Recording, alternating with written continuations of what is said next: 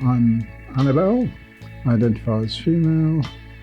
I work anything I can to make a living, but I think of myself more as an artist than anything else.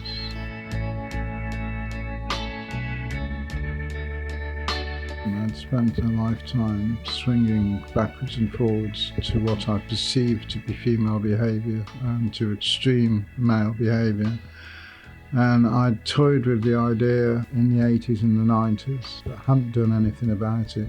I think the key moment was when my identical twin became ill with cancer, and he said, look, you've got to be yourself, otherwise you're going to drive yourself insane, which was quite a revelation at the time because he was always ambiguous about me. It wasn't the fact that he was anti-trans, he knew trans people, it was the fact that when he saw me, it was like seeing himself, and that sort of psychologically threw him. I think the major issue in my own life has been finding ways to cope with being trans all those years, especially when I was younger and a different age. You felt like it was perverse and you were doing something wrong, and that's not right. It's not right at all. What has kept me sane throughout my life is my art. And that has been important to me.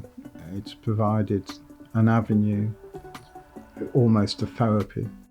My interaction with healthcare professionals have been very, very mixed. My biggest complaint is the different methods of referral.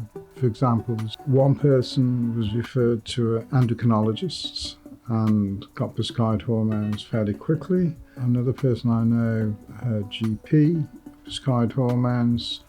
I had to wait until I got to Charing Cross Gender Identity Clinic, which was quite a long time to wait because I had to see two independent psychiatrists within Wales before they would consider even referring me, and then I waited 12 months to get my first appointment at Charing Cross.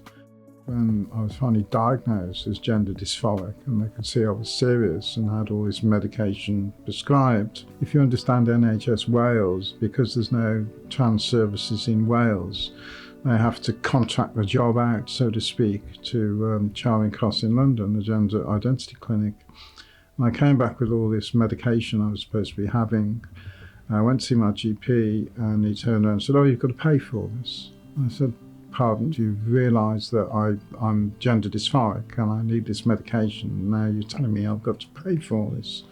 Like it's a choice I've made. And it's not a choice, it's something, if I don't do it, it's going to drive me insane. Fortunately, it was a group practice, so I just went in and saw another GP, and then he looked at the stuff, looked at my history and said, well, no, that's absolute nonsense. And I've heard a lot of stories about GPs being obstructive or not helpful or not understanding. I find not necessarily obstruction, but a lack of understanding and a lack of urgency. It's like you're not physically unwell, so you can wait. You know, once you've paid rent and bills and financial commitments and you're on a minimum wage, to actually try and transition takes some doing, you know. At the time I realised that if I didn't transition, then something serious would happen to me. My moods were becoming blacker and blacker and blacker. I saw a light at the end of the tunnel in being able to transition, so I'd waited a long time to actually come to that decision. And then when I actually came to the decision I wanted to do something about it, then I'm waiting longer still. To make my experience more positive and more effective, it would be nice to be listened to straight away and taken seriously straight away. And I can understand there's a need for evaluation and there's a need for assessment. But my God, it needs to happen a lot quicker than it is, because the longer it takes, the more it's like you're on tenterhooks. You're waiting on this edge to actually validate yourself. It's like your whole life is on hold.